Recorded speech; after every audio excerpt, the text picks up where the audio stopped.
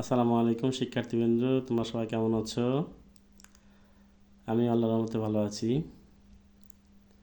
আজকে তোমাদের সপ্তম শ্রেণীর গণিত প্রথম অধ্যায় মৌলদ ও অম্লদ সংখ্যা, এইটার চারটা বিষয়ের মধ্যে মূলত দুইটা বিষয়ে আলোচনা করব। চারটা বিষয় হচ্ছে বর্গমূল ও বর্গমূলের সংজ্ঞা একটা বিষয়, বিষয় একটাই, তবে বর্গমূল ও বর্গমূলের সংজ্ঞা, বর্গ ও বর্গমূল নির্ণয়, মূলদ ও অম্লদ সংখ্যার ধারণা, বর্গ সংখ্যার বাস্তব সমস্যা, বর্গ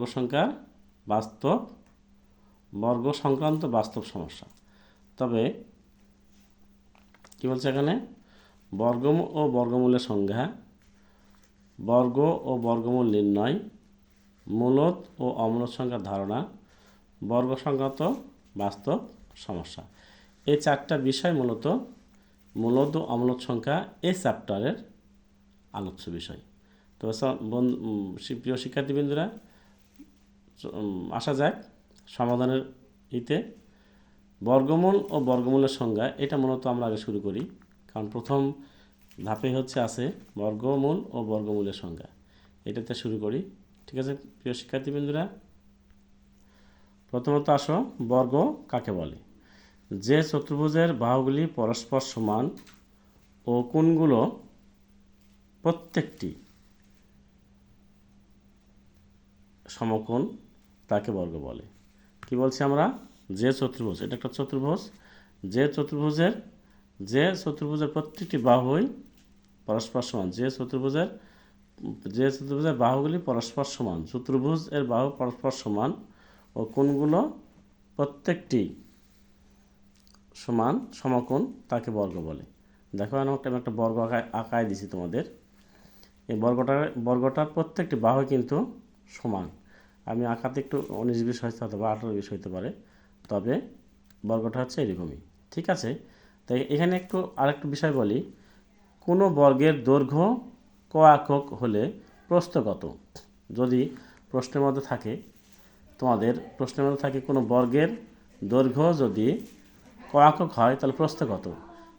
ক একক হলে ক একক বলতে কোনো বর্গের দৈর্ঘ্য এবং প্রস্থ আছে, দৈর্ঘ্য যা প্রস্থও তা। তাহলে একটা বর্গের দৈর্ঘ্য যদি ক একক হয়, প্রত্যেকটা বাহুই তো সমান, তাছাড়া তো সেটা বর্গ হবে না। আমি প্রথমে কিন্তু বলে দিচ্ছি যে চতুর্ভুজের বাহুগুলো পরস্পর সমান, তাহলে একটা বাহু যদি ক হয় তাহলে পরেরটাও ক, তারপরেরটাও ক, তারপরেরটাও ক। আমরা যদি বলি প্রথম বাহু এইটা, দ্বিতীয় বাহু এইটা, তৃতীয় বাহু এইটা, চতুর্থ বাহু এটা, তোমার চারটা বাহু। তো চারটা বাহুর মধ্যে একটা বাহু যদি ক হয়, তাহলে প্রত্যেকটা বাহুই তো ক হবে। ঠিক আছে না প্রিয় শিক্ষার্থীবৃন্দরা? তাহলে বর্গের ক্ষেত্রফল কত হবে? আমার প্রশ্ন তোমাদের কাছে, তাহলে এই বর্গের আমাদের একটা চিত্র আঁকাইছি, এই চিত্রর একটা বর্গ নিশ্চয়, তাহলে এই বর্গের ক্ষেত্রফল কত হবে আমরা বের করার চেষ্টা করি। তা আসলে আমার সামনের দিকে আঁকাই। তা হচ্ছে এখানে বলছে কোনো বর্গের দৈর্ঘ্য ক একক হলে, একটু আগে তোমাদের বললাম, কোনো বর্গের দৈর্ঘ্য ক একক হলে প্রস্থ ক একক। তোমাদের কি বললাম, কোনো বর্গের দৈর্ঘ্য যদি ক একক হয় আর প্রস্থ তাহলে কি হবে? ক একক হবে। ঠিক আছে না প্রিয় শিক্ষার্থীবৃন্দরা? তাহলে আমরা ক্ষেত্রফলের সূত্র জানি না। কি ক্ষেত্রফলের সূত্র? দৈর্ঘ্য গুণ প্রস্থ। ক্ষেত্রফলের সূত্র কত? দৈর্ঘ্য গুণ প্রস্থ। তাহলে দৈর্ঘ্য আর প্রস্থ, দৈর্ঘ্য কত ধরছি?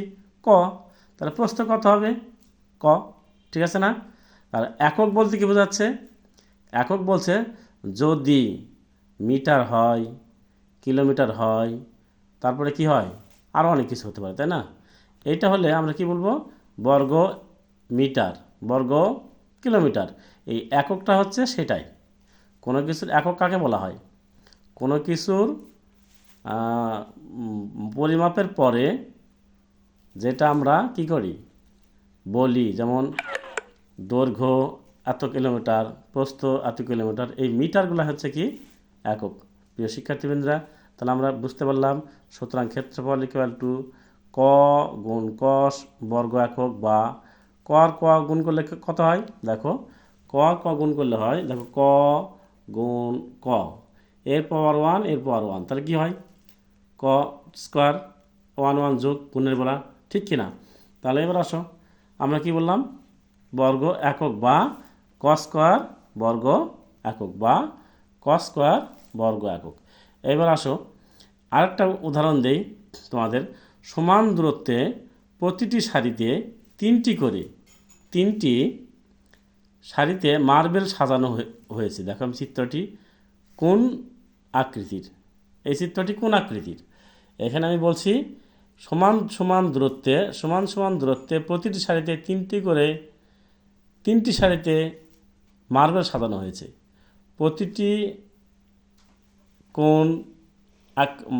চিত্রটি কোন আকৃতির? আমি একটা চিত্র আঁকাছি, পাশে দেখাচ্ছি তোমাদের।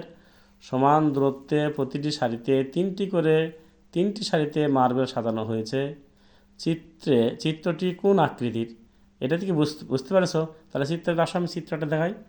পাশের চিত্র দেখো, আমি সমান দূরত্বে একটা মার্বেল দেখাচ্ছি, একটা মার্বেল,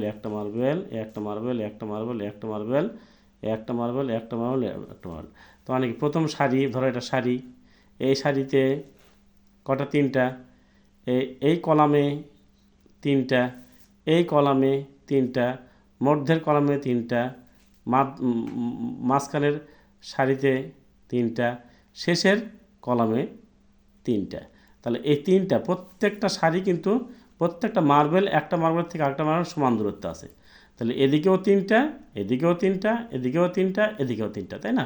তাহলে অবশ্যই একটা বর্গ হয়েছে। তাহলে আমরা কি করতে পারি, এই 3 গুণ 3, তাহলে 3 গুণ 3, তাহলে তো আমরা বলতে পারি এটা বর্গ নাকি বর্গ নয়। আচ্ছা আসি আমরা সরাসরি অঙ্কে যাই, আসো। তাহলে বর্গ আকৃতির কারণ দৈর্ঘ্য প্রস্থ সমান, বর্গ আকৃতির কারণ দৈর্ঘ্য প্রস্থ সমান। আমি যে একটু আগে বললাম, সমান দূরত্বে সমানভাবে আমি কি মার্বেল রেখেছি। তাহলে আমরা কি বর্গের সূত্র অনুসারে আমরা কি পাই, দৈর্ঘ্য গুণ প্রস্থ। তাহলে দৈর্ঘ্য 3টা মার্বেল, প্রস্থ 3টা মার্বেল, তো মার্বেল সংখ্যা কত হবে? তাহলে 3 গুণ 3 সমান, এটা বর্গমূল, কিন্তু এই 3 হচ্ছে কি বর্গমূল, আর 3 আর 3 গুণ করলে 3 3 9, এখানে 3-এর বর্গ 9 এবং 9-এর বর্গমূল 3। এখানে কি বলেছি তোমাদের, এখানে 3-এর বর্গ 9, কিন্তু 9-এর বর্গমূল 3। প্রিয় শিক্ষার্থীবৃন্দরা, এ পর্যন্ত তোমাদের কোনো সমস্যা নাই। আরেকটা উদাহরণ দিই। কি উদাহরণ? আমরা বর্গমূল করতে যে একটা চিহ্ন ব্যবহার করি। চিহ্নটা কি? একটা চিহ্নটা ইংরেজিতে বলা হয় রুট ওভার। কি বলা হয়? Root over. কি চিহ্নটা কেমন একটু পরিচিত হয়নি, তাই না? দেখো, কোনো সংখ্যাকে সেই সংখ্যার দ্বারা গুণ করলে যে গুণফল পাওয়া যায়, কোনো সংখ্যাকে আমরা কি একটু আগে কি বলছি, কোনো সংখ্যাকে ওই সংখ্যা দ্বারা বা সেই সংখ্যা দ্বারা, 3কে 3 দ্বারা গুণ করলে যে গুণফল পাওয়া যায়, কোনো সংখ্যাকে ওই সংখ্যা দ্বারা, কোনো সংখ্যাকে সেই সংখ্যা দ্বারা, যে কোনো একটা ভাষা বললেই হবে। এখানে কোনো সংখ্যাকে সেই সংখ্যা দ্বারা অথবা কোনো সংখ্যাকে সেই সংখ্যা দ্বারা বা ওই সংখ্যা দ্বারা গুণ করলে যে গুণফল পাওয়া যায়, সেটা হচ্ছে কি তার কি ওই সংখ্যার বর্গ বলে, এবং সংখ্যাটিকে গুণফলের বর্গমূলও বলে। সংখ্যাটিকে গুণফলের বর্গমূল বলে। দেখো, আমরা এখানে 9 পাইছি। 9 হচ্ছে কি, এখানে 9 পাইছি না? 9-এর বর্গমূল কত? 3। আবার এখানে কি বলছি, 3 গুণ 3, মানে একটা সংখ্যা সেই সংখ্যা, মানে কি ওই সংখ্যায় 3, এবং সেই সংখ্যা বলতে ওই সংখ্যা 3। 3 দ্বারা 3 গুণ করলে কি হয়? 9। তাহলে এইটার বর্গ হচ্ছে কত? 3 গুণ 3। 3-এর বর্গ 9, আর 9-এর বর্গমূল 3। দুটাই বুঝতে পারলে তোমরা, না? তাহলে এই বর্গমূলকে আমরা কী দ্বারা প্রকাশ করি? এই বর্গমূলকে মূলত এই চিহ্ন দ্বারা, কী চিহ্নটা বলা হয়? Root over. এই রুট ওভার প্রতীক দ্বারা প্রকাশ করা হয়। এটা কী দ্বারা প্রকাশ করা হয়? কীভাবে প্রকাশ করা হয়? প্রতীক দ্বারা। এই প্রতীক দ্বারা প্রকাশ করা হয়। যেমন তোমরা দেখছো হয়তো বা এর আগে ক্লাসে, দেখো একটু দেখা দিই তোমাদের। √9 9 সমান √3 স্কোয়ার, তাই হয় না? এবার সমান কত? রুট আর স্কোয়ার চলে গেলে কি হয়? 3। এইটা হচ্ছে মূলত এইভাবে আমরা সমস্যার সমাধান করি। ঠিক আছে প্রিয় শিক্ষার্থীবৃন্দরা, পরের সামনের দিকে আগাই একটু। এখন এতক্ষণ আমরা কি দেখলাম, কি শিখলাম? বর্গ কাকে বলে। এরপর আমরা শিখব কি? পূর্ণবর্গ কি। পূর্ণবর্গ কি, ঠিক আছে? সামনের দিকে আগে না? পূর্ণবর্গ কি? পূর্ণবর্গ সংখ্যা কি?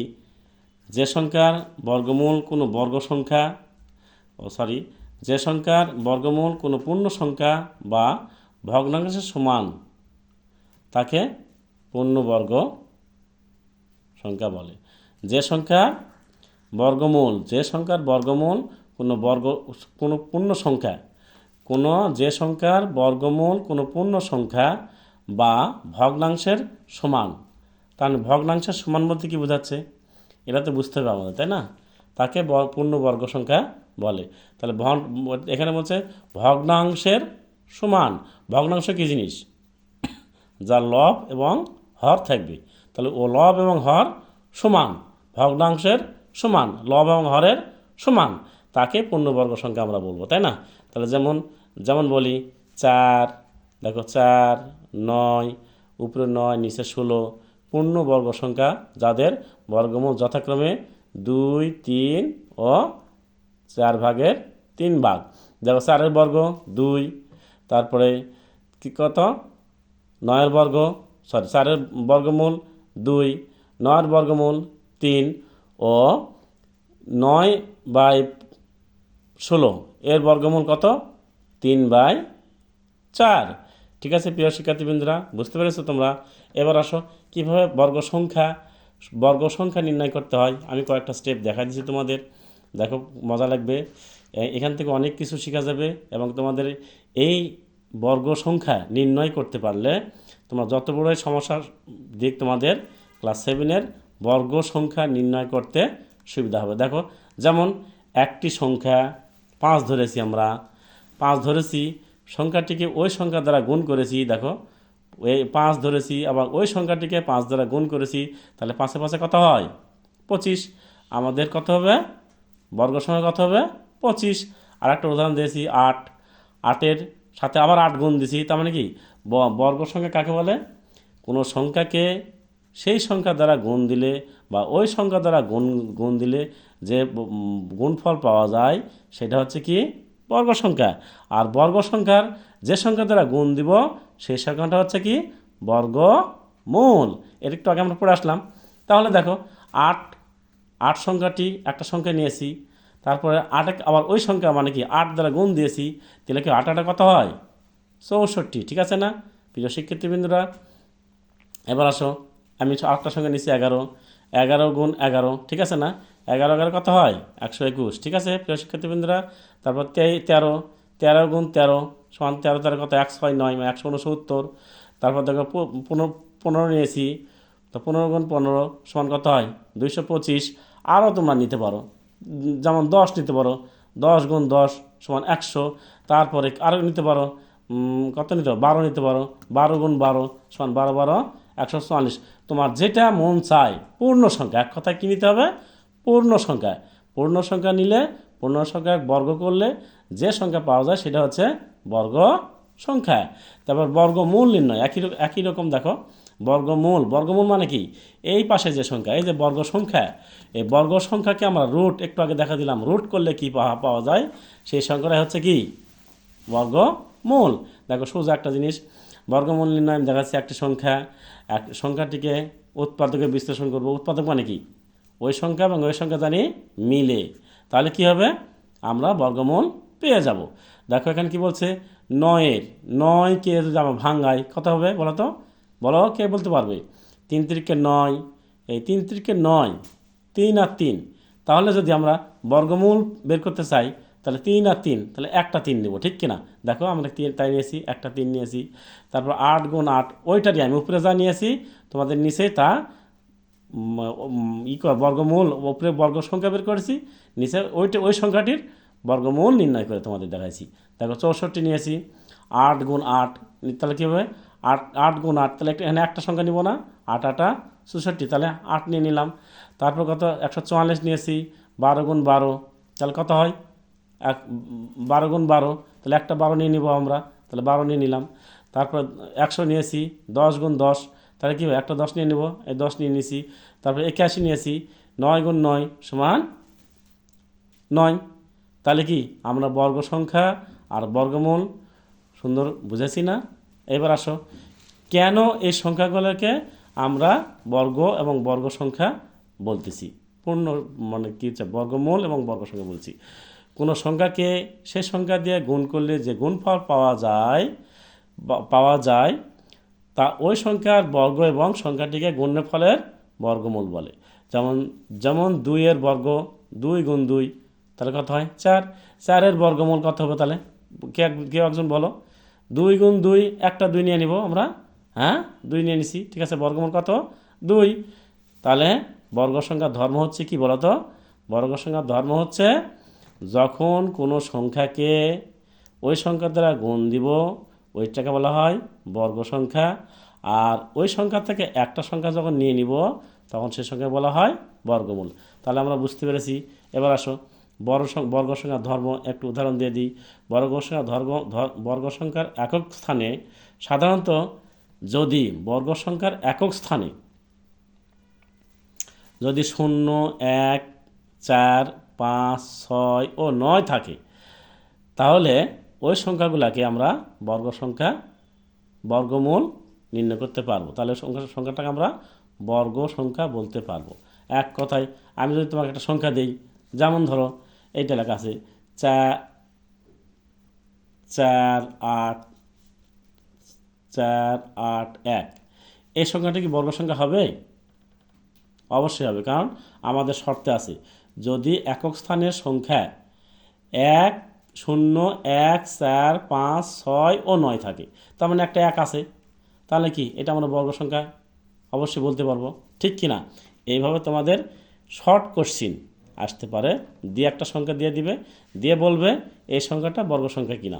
তখন তোমাকে অবশ্যই এই লাইনটা মুখস্থ রাখতে হবে যে বর্গ সংখ্যার একক স্থানে সাধারণত 0 1 4 5 6 ও 9 যদি থাকে তাহলে ওই সংখ্যাগুলো কী হবে? বর্গ সংখ্যা হবে। দেখ 1 বর্গ যদি করি তাহলে 0 বর্গ 0, 1 বর্গ 1, 4 বর্গ কত 16, তারপরে কত 5 বর্গ 25, তারপরে 6 বর্গ 36, ও তারপরে 9 বর্গ 49, আরও আছে 49, তারপর 9 বর্গ 81, তারপর 64 আছে। দেখো আমি যে সংখ্যাগুলো বলেছি যে সংখ্যাগুলো একক স্থানে আছে কিনা, আর কোন সংখ্যাগুলো থাকলে তোমার পূর্ণ বর্গ সংখ্যা হবে না।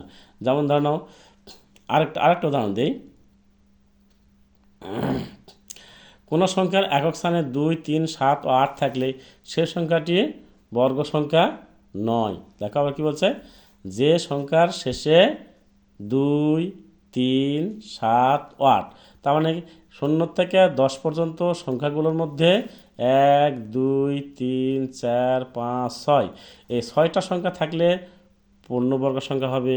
আর এই 6টা সংখ্যার মধ্যে থেকে আর 4টা সংখ্যা 2 3 7 ও 8, এই 4টা সংখ্যা যদি থাকে তাহলে আমাদের কি করতে হবে 2 3 7 ও 8, এই 4টা সংখ্যা যদি থাকে তাহলে আমাদের পূর্ণবর্গ সংখ্যা হবে না, তাই না? ইত্যাদি আরও সংখ্যা থাকতে পারে, তবে আমরা সেগুলো যাচাই করব যখন আমরা সমস্যাগুলো সমাধান করতে যাব। ঠিক আছে প্রিয় শিক্ষার্থীবৃন্দরা, এবার সামনের দিকে আগাই নাকি আর কিছু বোঝার আছে এখানে? আরও দেখো, সংখ্যার একক স্থানীয় অঙ্ক 1 ও 9 হলে এর বর্গ সংখ্যার একক স্থানীয় অঙ্ক হবে 11 এর বর্গ 121, 19 এর বর্গ হবে 361। আবার আরেকটা দেখো, সংখ্যার একক স্থানীয় অঙ্ক 3 বা 7 হলে এর বর্গ সংখ্যার একক স্থানীয় অঙ্ক হবে 9, হ্যাঁ। তারপরে যেমন 13 এর বর্গ 169 এমন 169, 7 এর বর্গ 49। তারপর দেখো সংখ্যার একক স্থানীয় অঙ্ক 4 বা 6 হলে এর সংখ্যার একক স্থানে 6 হলে এর যেমন 14 এর বর্গ 196, 16 এর বর্গ 256। তবে সংখ্যার একক স্থানে 2 বা 8 থাকলে এর বর্গ সংখ্যার একক স্থানে 4 হবে। যেমন দেখো 12 এর বর্গ হচ্ছে 144, 18 এর বর্গ 324। আরও দেখো আমি কয়েকটা তোমাদের প্রশ্ন দিয়ে মানে এমসিকিউ আকারে প্রশ্ন আসার জন্য আমি তোমাদের একটু শর্ট কোশ্চেন দেওয়া আছি। দেখো 2, 3, 4, 8, 9, 24, 25 এবং 36, 81 এইগুলোর মধ্যে কোনটা পূর্ণবর্গ সংখ্যা, কোনটা পূর্ণবর্গ সংখ্যা নয় আমি তোমাদের দেখা দিয়েছি। যেমন 2 কি পূর্ণবর্গ সংখ্যা নাকি পূর্ণবর্গ সংখ্যা নয়? পূর্ণবর্গ সংখ্যা নয়, আমি ক্রস চিহ্ন দিয়েছি। 3 পূর্ণবর্গ সংখ্যা নয়, ক্রস চিহ্ন দিয়েছি। 4 পূর্ণবর্গ সংখ্যা নয়, ক্রস চিহ্ন দিয়েছি। 4 পূর্ণবর্গ সংখ্যা টিক চিহ্ন দিয়েছি। 8 পূর্ণবর্গ সংখ্যা 9, ক্রস দিয়েছি। 9 পূর্ণবর্গ সংখ্যা অবশ্যই আমি একটু আগে তোমাদের দেখা দিলাম। 24 পূর্ণবর্গ সংখ্যা 9, তারপরে 25 পূর্ণবর্গ সংখ্যা, 36 পূর্ণবর্গ সংখ্যা, 81 পূর্ণবর্গ সংখ্যা। প্রিয় শিক্ষার্থীবৃন্দ, তোমাদের এ পর্যন্তই আমার আজকের ক্লাস ছিল তোমাদের অমূলত সংখ্যার 7ম শ্রেণীর গণিত বিষয়ের। তবে যারা এই চ্যানেলটায় সাবস্ক্রাইব করনি সাবস্ক্রাইব করে নিবা, আর যারা সাবস্ক্রাইব করেছো তাদেরকে ধন্যবাদ। আমি এখানে শেষ করছি। আল্লাহ হাফেজ, আল্লাহ সহায়ক।